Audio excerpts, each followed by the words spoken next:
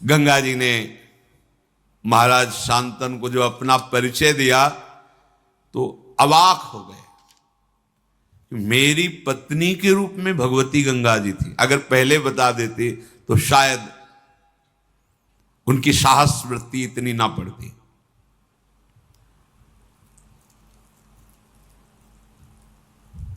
महाराज बहुत उदास हो गए।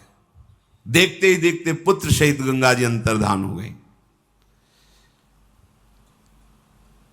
सासमा षोडशाष्टौ च चतस्त्रोष्टौ तथा पराः रतिमप्नावन स्त्रीषु बभूव वन गोचरः। 16/8/4/8 36 वर्ष तक गंगा जी के वियोग में वहीं वन में ही अधिक समय व्यतीत करते महाराज शांतनु। वही गंगा जी का ध्यान, उन्हीं का स्मरण। भारी वियोग हृदय में हुआ, क्योंकि जब परिचय मिला तो अंतर्धान हो गई। 36 वर्ष। एक दिन विचरण कर रहे थे, देखा गंगा की धारा प्रवाहित होती हुई रुकने लगी। विचार किया कि ऐसा कैसे हो सकता है। आगे बढ़े तो देखा विशेष रूपवान, बलवान, आचारवान, तेजस्वी एक बालक अपने धनुष में प्रत्यंचा चढ़ाकर बाणों से गंगा की धारा को रोक दिया है। लौकिक अलौकिक समस्त अस्त्रों की कलाएं उसमें विराजमान हैं। बल, धैर्य, वीर, पराक्रम, महारथी वीरता, ये सब उसमें झलक रही। महाराज शांतनु ने देखा। महाराज शांतनु इतने आकर्षित हो गए, उन्हें पता नहीं कौन है। जब नजदीक की तरफ बढ़े तो बालक देख के ही अंतर्धान हो गया। बड़े विस्मय में पड़ गए कि ऐसा तेजस्वी बालक अभी तक हमने नहीं देखा, जो बाणों से गंगा की धारा को रोक दे। बहुत चिंतित थे। इतने में देखा कि भगवती गंगा जी उस बालक को हाथ से पकड़े हुए सामने आई। बड़ा दिव्य रूप पहले से भी अधिक प्रकाशित गंगा जी का है, क्योंकि इनके संग के लिए ही अपने रूप की गरिमा को कम किया था, तब ऐसा रूप था। अब तो दिव्य रूप गंगा जी का। दिव्य अलंकारों से विभूषित देवी गंगा उस बालक को सामने लाई और कहा, ये वही आपका 8वां पुत्र है जिसके लिए आपने मुझे कटुवचन बोले थे, रोका था और मैं लेकर के अंतर्धान हुई थी। पुरुष सिंह त्रिभुवन में इसके समान कोई अस्त्रवेत्ता नहीं। शास्त्रों का ज्ञान रखने वाला और शस्त्रों का ज्ञान रखने वाला। इसे मैंने बड़ी दिव्यता से पालन पोषण किया है। यह अब आपका पुत्र है। ये महर्षि वशिष्ठ से 6 अंगों सहित समस्त वेदों का अध्ययन करके ब्रह्मबोध हो चुका है। महाराज वशिष्ठ जी योग वासिष्ठ नामक पूर्ण ब्रह्मबोध कराने में समर्थ ग्रंथ है योग वासिष्ठ। ये अस्त्र विद्या का महान पंडित, महान धनुर्धर और युद्ध में देवराज इंद्र को भी परास्त करने की सामर्थ्य रखने वाला बालक है। देवता असुर कोई भी त्रिभुवन में ऐसा नहीं जो इसके सामने टिक सके।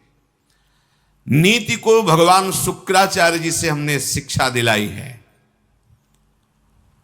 और देवदानों वंदित भगवान बृहस्पति जी से इसने शास्त्र ज्ञान प्राप्त किया है। ब्रह्म ज्ञान वशिष्ठ जी से प्राप्त किया है। महाबाहु महात्मा ये पुत्र अंग और उपांगों सहित पूर्ण रूप से प्रतिष्ठित है। जमदग्नि नंदन महर्षि भगवान परशुराम जी का ये शिष्य है। अस्त्र विद्या में उनके समान ही है। मैंने पूर्ण करके इस पुत्र को तुम्हें दिया है। राजधर्म, अर्थशास्त्र, मोक्ष धर्म, समस्त धर्मों का ये महान पंडित है, ज्ञानी है, जाओ, ये तुम्हारे कुल की कीर्ति का वर्धन करने वाला होगा। अभी कुछ बोल ही नहीं पाए थे महाराज शांतनु की देवी गंगा अंतर्धान हो गई। गंगा जी की आज्ञा शिरोधार करके महाराज शांतनु सूर्य के समान प्रकाशित होने वाले अपने पुत्र को राजधानी में लाए। हस्तिनापुर अमरावती के समान सुंदर, देवराज इंद्र की राजधानी अमरावती। जे ही संपूर्ण प्रजा को पता चला कि शांतनु का अष्टम पुत्र जो गंगा जी ले गई थी वापस आया है, संपूर्ण प्रजा में आनंद की लहर दौड़ गई। बड़े ही सौम्य स्वभाव महात्मा, गुणवान, ज्ञानी, नीतिज्ञ, शास्त्रज्ञ, शस्त्रज्ञ, ऐसे युवराज को प्राप्त करके शांतनु जी को बहुत सुख हुआ और विद्वान ब्राह्मणों को बुलाकर युवराज पद पर अभिषिक्त कर दिया। अति पराक्रमी पुत्र को प्राप्त करके पिता शांतनु को अपार सुख हो रहा है कि अब मेरा जीवन आनंद में, राज्यभार संभालेगा और अपना जीवन में भजन करके समाप्त करूंगा, क्योंकि अब कोई कामना नहीं रह गई। पर सावधान रहना चाहिए, साधक को सावधान रहना चाहिए। हृदय की स्थिति ऐसी होने पर भी कि मेरे पर कोई कामना का प्रभाव नहीं पड़ेगा, ऐसा कभी नहीं सोचना चाहिए। जब तक शरीर में श्वास है तब तक साधक को कभी अपने को सिद्ध समझकर मनमानी बर्ताव नहीं करना चाहिए, क्योंकि जिनके चरणों का आश्रय लेकर तुम चल रहे हो ये उनका प्रताप है। अगर अहम आ गया तो उन्हीं के चरणों की शक्ति से बलवान माया है।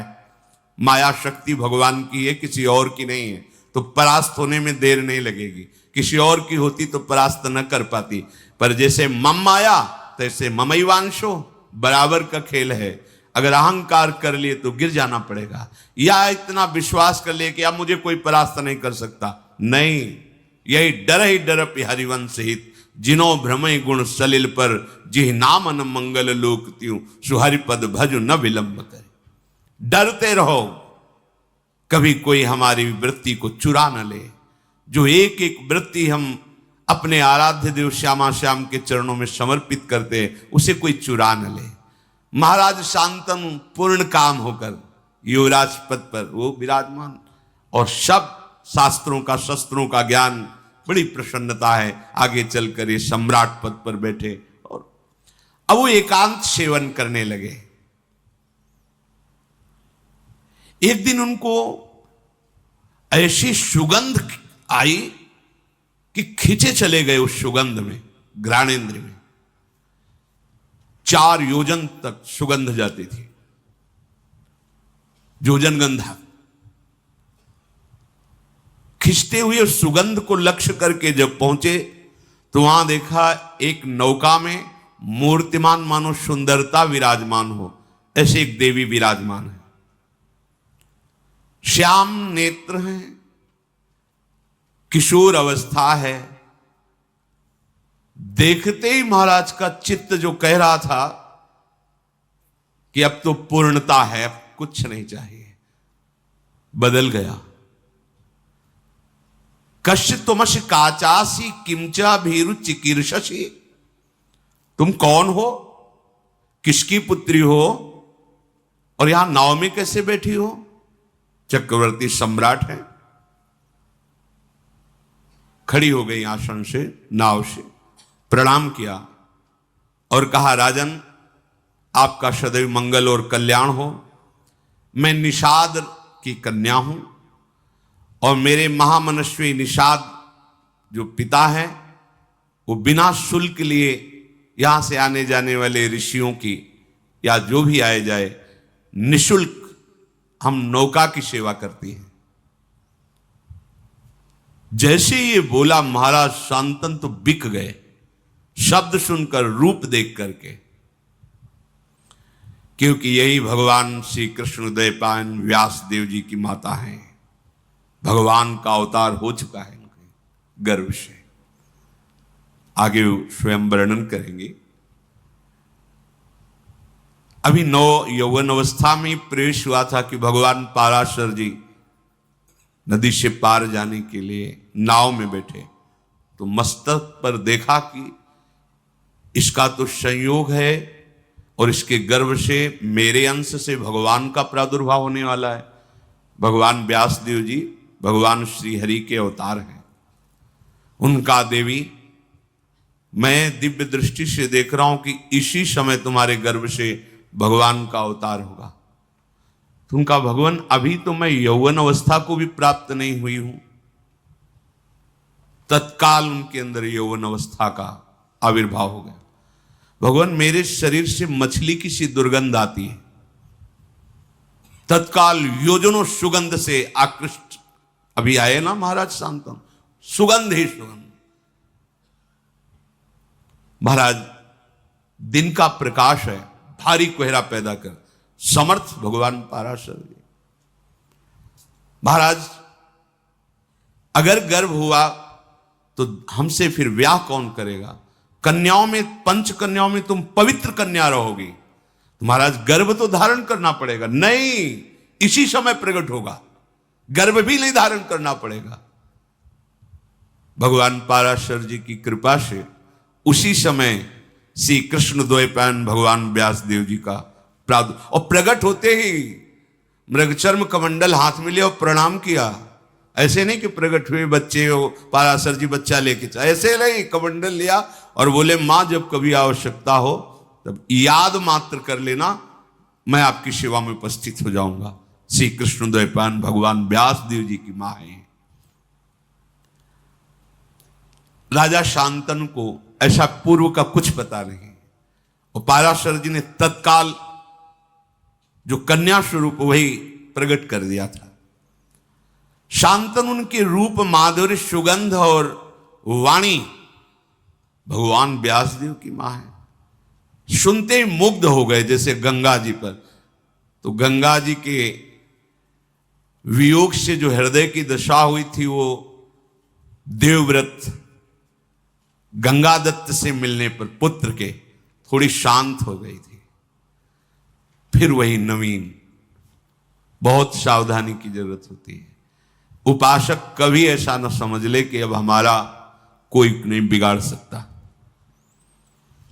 हां, प्रभु की कृपा से मन प्रभु में लग गया, कुछ अच्छा नहीं लगता है, पर सावधान, कभी भी कोई वृत्ति, वही दशा आ गई जो गंगा जी के वियोग में थी। सीधे उतरे नाव से, तुम्हारा घर कहां है? बताया। वहां गए, चक्रवर्ती सम्राट है। जे ही देखा निषाद ने कि महाराज पधारे, प्रणाम किया, अर्घ दिया, पूजन किया। महाराज मेरे तो भाग्य खुल गए, आप जैसे प्रतापी राजा यहां पधारे हैं। क्या आज्ञा है, क्या सेवा करूं? वो जो नौका में विराजमान युवती हो, तुम्हारी पुत्री है? हाँ महाराज, मैं तुम्हारी पुत्री का वरण करता हूं और उसको मांगने आया हूं तुमसे। महाराज, ओहो, मुझे चिंता थी कि इतनी सुंदर पुत्री का वरण कौन, किसके साथ करूंगा, मेरे पास तो धन नहीं, संपत्ति नहीं। भगवान ने मेरी बात सुन ली। आप जैसा तेजस्वी, आप जैसा महान सम्राट स्वयं मांगने आया, ये तो मेरी पुत्री का भाग्य और मेरा भी भाग्य है। परंतु आप राज्य के अधिकारी मेरी पुत्री के नहीं, पुत्री का अधिकार मेरे हाथ पर है। तो अब मैं जैसा कहूंगा वैसा आपको करना होगा, तब आपको पुत्री मिलेगी। राजा के रूप में आपका स्वागत कर लिया, पर पुत्री मांग रहे हो तो उसके लिए मेरे पास शर्त है। उस शर्त को पूरी करो और पुत्री को ले जाओ। यदि आप मेरी पुत्री को अर्धांग में विराजमान करना चाहते हो तो सत्य को सामने रखकर मेरे सामने प्रतिज्ञा करो कि इससे जो संतान होगी वही हस्तिनापुर के सिंहासन पर विराजमान होगी। शांतनु ने कहा, ऐसा कभी नहीं हो सकता। मैं गंगा पुत्र देवव्रत के स्थान को किसी को नहीं दे सकता। तुरंत वहां से चल दिए। अब हृदय में वही विरहाग्नि जो गंगा जी के अंतर्धान होने पर हुई थी। अब बोल सकते नहीं किसी से, हृदय जल रहा है एकांत में,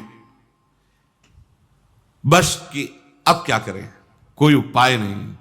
देवव्रत युवराज पद पर है और पूर्ण समर्थ है, मैं उनके भाग्य पर ऐसा नहीं कर सकता कि वो राजा ना बने और इसका पुत्र राजा बने, कभी नहीं कर सकता। अपने सुख के लिए ऐसा कभी नहीं कर, दूषित हो गए। इधर ये भाव और उधर उस रूप और वाणी को सुनने के बाद बिक गए महाराज शांतनु। रोज का रोज शरीर बीमार होने लगा, अस्वस्थ होने लगे महाराज शांतनु। देवव्रत ने एक ही दृष्टि में देखकर पहचान लिया कि कोई आंतरिक विषय है जिस पर महाराज अस्वस्थ हो रहे हैं। जाकर के प्रणाम किया और कहा, पिताश्री आपका कुशल मंगल। भूमंडल का क्या कोई ऐसा भी नरेश है जो आपकी आज्ञा का पालन नहीं कर रहा? आप आदेश कीजिए, अभी मैं उसको परास्त करके आपके चरणों में। या कोई आपकी ऐसी आंतरिक दुख वृत्ति है जो आप किसी को बता नहीं सकते? अब आपका मौन रहना ठीक नहीं। आपके स्वास्थ्य के लिए आप चक्रवर्ती सम्राट पद पर हैं, आपको बोलना ही होगा, आपको हमसे बात करनी होगी। आपकी कांति मलिन हो रही है, आपका शरीर पीला हो रहा है, आप खिन्न हैं, साधारण बात तो है नहीं, ये कोई रोग नहीं है। मैं जानता हूं कि मैं प्रतिकार कर सकता हूं आपके इस चिंतन का, पर आपको उत्तर देना होगा। शांतनु ने कहा, बेटा इसमें संदेह नहीं कि मुझे कोई रोग नहीं है, मैं भारी चिंता में डूब गया हूं। कैसे तुम्हें बताऊं, तुम पुत्र हो, कैसे तुम्हें अपनी चिंता की बात बताऊं? पर जब तुम पूछ रहे हो तो तुम इस विशाल वंश के मेरे एक ही पुत्र हो। मुझे पूर्ण पता है कि तुम पुरुषार्थ में समर्थ हो, मुझे पूर्ण विश्वास है हस्तिनापुर के सिंहासन की योग्य भी तुम ही हो। पर मैंने एक नवयुवती देखी तो मैंने विचार भी किया कि अगर एक पुत्र पे कोई संकट आ जाए तो पूरा का पूरा सिंहासन खाली। इस भाव की पूर्ति के लिए भी, और मेरा मन भी आसक्त हो गया है, इसके लिए मैं द्वितीय विवाह करना चाहता था, पर ऐसी शर्त रख दी कि मैं उसे निर्वाह नहीं कर सकता। तुम्हारा कल्याण हो, तुम आनंदित रहो, तुम शूरवीर हो, कभी किसी बात को सहन ना कर सको ऐसा नहीं, धैर्यवान हो, मेरी बात को छुपाओ और तुम राज्य सेवा में लगो। मैं संदेह में पड़ गया हूं, जब तक ये संदेह निवृत्त नहीं होगा तब तक मुझे शांति नहीं मिलेगी। अपने पिता के हितैषी बूढ़े मंत्रियों को बुलाया और कहा, साफ साफ बताओ। पिता ने बताया नहीं। किससे आसक्त हैं पिताजी, क्या शर्त है? तो उनका, मैं इतना जानता हूं कि कोई निषाद राज की कन्या है, पर शर्त क्या है मुझे पता नहीं, ये तो सारथी ही बता सकता है, क्योंकि महाराज का सारथी महाराज के साथ वहां तक गया था, हम सब पीछे ही थे। देवव्रत जी ने पिता के सारथी को बुलाया और प्रणाम किया, क्योंकि पिता के ही तुल्य सम्माननीय होता है, और कहा, महाप्राज्ञ अर्थात तुम परम ज्ञानी हो, जो मैं पूछ रहा हूं पिता के हित के लिए, राजा के हित के लिए पूछ रहा हूं, सत्य बोलना। किससे मेरे महाराज का अनुराग हो गया है? तुम सत्य परिचय बताना, और क्या शर्त है? उनका, महाराज वो कोई राजकुमार की कन्या नहीं है, राजा की कन्या नहीं है, वो एक धीवर की कन्या है, पर इतनी सुंदरी है कि मैंने भी ऐसी सुंदरता नहीं देखी। आपके महाराज ने जाकर के मांगा स्वयं कि मुझे पत्नी के रूप में वरण करने के लिए अपनी कन्या दे दो, तो उसने शर्त रख दी कि इसके गर्भ से जो पुत्र होगा वही हस्तिनापुर का सम्राट पद स्वीकार करेगा। आपके पिताजी वहां से तुरंत चल दिए कि मैं ऐसा कदापि नहीं कर सकता। इसके बाद ऐसी दशा को प्राप्त है, अब आपको जैसा उचित लगे। देवव्रत ने समस्त वृद्ध मंत्रियों को बुलाया और भी विशिष्ट अधिकारियों को, क्योंकि युवराज पद पर हैं, और बिना सूचना के अपने पिता के सारथी को लेकर वहां पहुंचे निषाद के घर में। जो ही निषाद ने देखा कि देवव्रत अपने मंत्रिमंडल के साथ पधारे हैं, विधिवत पूजा करके पृथ्वी पर माथा रख करके प्रणाम किया और कहा, आज मेरे भाग्य खुल गए कि आप गंगा पुत्र देवव्रत हमारी कुटिया में पधारे, अहो भाग्य। उन्होंने कहा, यहां मैं पूजा स्वीकार करने नहीं आया, याचना करने आया हूं। क्या शुल्क रखा है आपने अपनी पुत्री के लिए? जो भी चाहोगे मैं तुम्हें दूंगा, पर मेरे पिताश्री के लिए तुम्हारी ये कन्या चाहिए। महाराज, वो तो स्पष्ट मैंने कह दिया था कि हमारी पुत्री के गर्भ से जो पुत्र होगा वही राज सिंहासन पर बैठेगा। और महाराज शांतनु के आप अकेले पुत्र हैं, शस्त्रधारियों में श्रेष्ठ हैं, आपके सामने कोई टिक नहीं सकता, मुझे पता है। तो भला मैं अपनी पुत्री के पुत्र की रक्षा के लिए ऐसा वरदान क्यों ना मांगूं? कहीं आपकी भ्रकुटी बिगड़ गई तो? ये कन्या मेरी नहीं है, ऐसा मत समझना कि निषाद की कन्या है। ये आर्य पुरुष की संतान है। ये गुणों में आपके समान है, जन्म भी आपके समान ही महापुरुषों से हुआ इसका। मछली के उदर में सत्यवती जी को निकाला था निषाद ने, इसीलिए पिता कहे गए। सत्यवती की योग्य अगर भूमंडल में है तो केवल महाराज शांतनु ही है, मुझे पता है, पर मैं बिना शर्त के नहीं दे सकता। इस शर्त का तुम्हें पालन करना होगा, क्योंकि मुझे पता है यदि आप गुस्सा हो गए तो आपका शत्रु चाहे गंधर्व हो या देवता हो या कोई दैत्य हो, आपके सामने टिक नहीं सकता। फिर सत्यवती का बालक अगर कोशिश भी करेगा तो राज सिंहासन के समीप भी नहीं पहुंच सकेगा, क्योंकि आप जैसा महारथी है। इसलिए मैं अपनी पुत्री नहीं दे सकता जब तक आप या आपके पिता ऐसा वचन नहीं देते।